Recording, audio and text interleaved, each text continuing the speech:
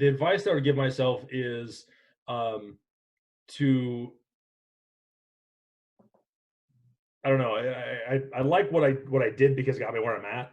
I think that understanding financials more would have been a lot better because I could have leveraged myself a little bit better Right. um, back then, and because I could have brought in partners. I could have understood some of that a little bit better. It's like, hey, getting some deals under contract. There was a bunch of opportunities for wholesaling back then, which I didn't. We kind of talked about a little bit. There's always different strategies that I could have implemented that I didn't, um, for various other reasons. I mean, Right. you know, my So mindset back basically, then. if I hear you correctly, you would have told yourself to jump in with both feet sooner to than you did because of the success you had.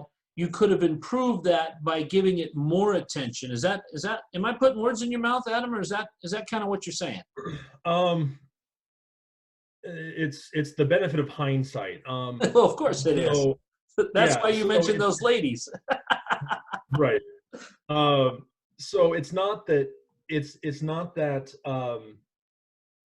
I actually wouldn't say jump in with both feet.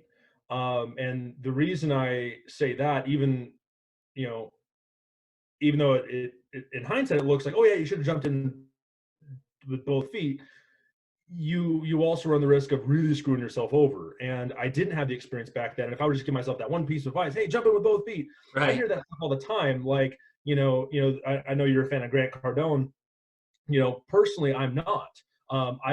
His 10x mentality is great, but just like if you're running downhill, if you can't keep your feet under, you're just going to fall down, Sure. and then you're tumbling downhill, and it's a recipe for disaster.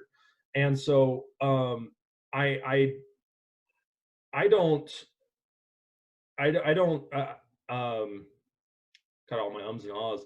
Uh, I don't think that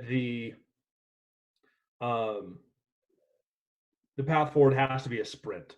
Right. Um, so keeping your feet under you, keeping a good base, keeping not pulling the trigger before you're ready, I think is still very smart. Everyone has their own pace on it. Some people, I was talking to folks, I know them now, they're 19 and they have 20 doors already. And it's like, okay, what the hell? Why didn't I do that?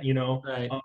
As good as I did and as lucky as I got, there are people that are 100 times more than that, or 10x more than that, wherever they are, wherever they started. This guy, kids on bigger pockets. I'm 18. How do I get started in real estate?